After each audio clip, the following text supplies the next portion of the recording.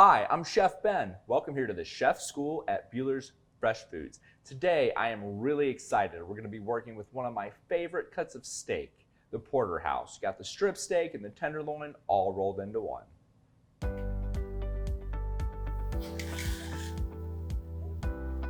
So the first thing I wanna do is talk a little bit about the porterhouse steak.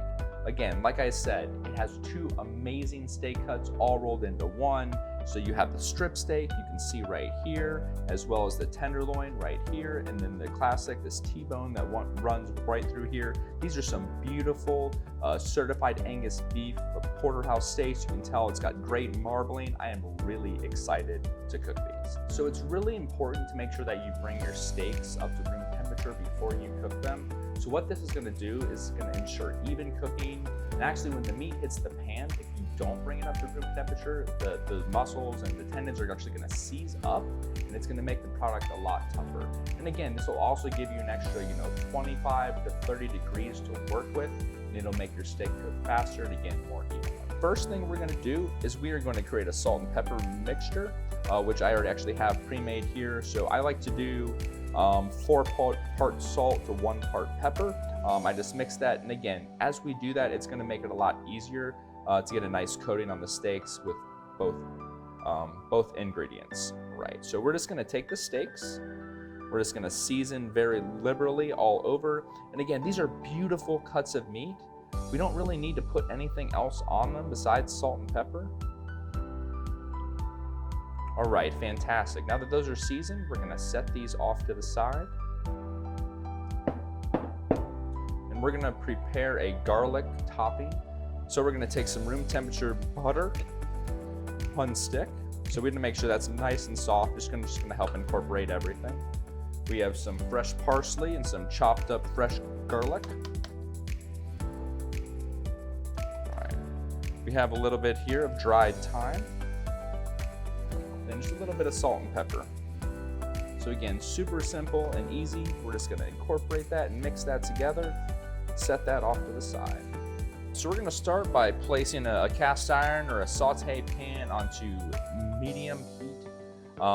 And then we're just gonna wait for that to get nice and hot. You can see there's kind of some smoke coming off of it. I'm gonna add a liberal amount of butter to the pan. Swirl that around.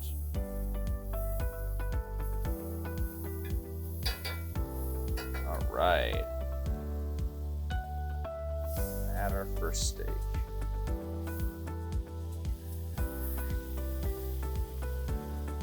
Beautiful.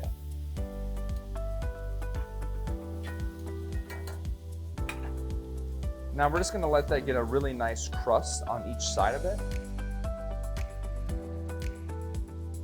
And get a beautiful sear, and that fat is gonna help with that.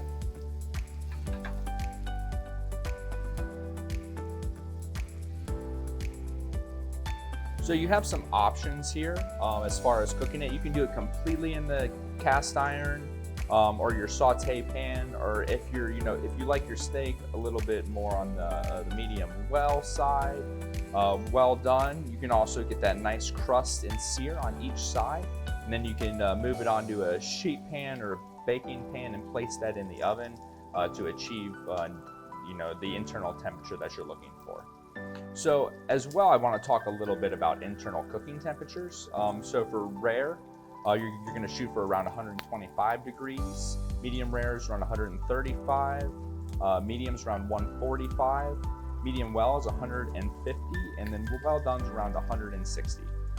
And so again, it's entirely up to your preference. And I always recommend, there's no great substitute for a thermometer. Some people are really skilled in the fact that they can use by feel and kind of just tell where it's at. Obviously, the more give that it has, the more rare the steak is. But again, I always recommend use a thermometer to check the internal temperature.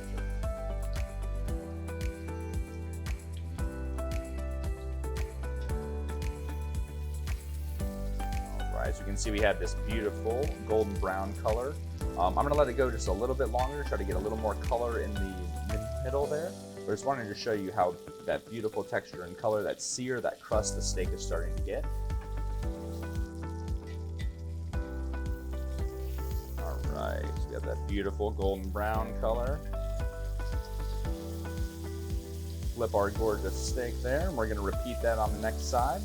And again, as you can tell that we let our steaks come to room temperature before. You can see it's a nice even cook on it. You know, it's not all curled up and everything like that. And that's exactly what you're looking for.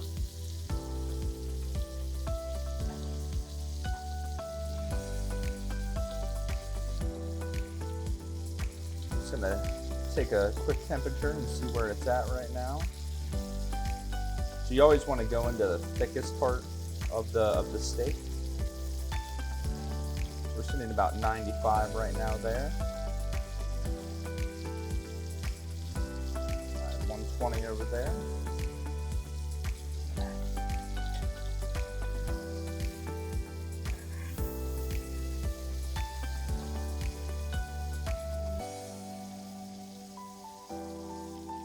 All right, perfect. That's exactly what we want it to be at. We're just gonna pull this off. We're gonna let this steak rest for at least 3 minutes. I recommend around 5 minutes, just to make sure that all those beautiful flavors and juices stay in there. All right, so the last step, while our steak is resting, we're just gonna take some of that delicious garlic butter topping that we made. Spread it on there. That's gonna go ahead and melt too while that rests.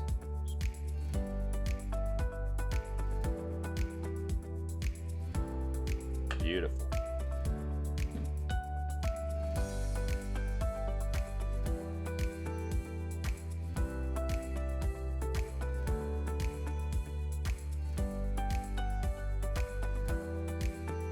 I'm Chef Ben, and thanks for watching What's Cooking with Peeler's Fresh Foods.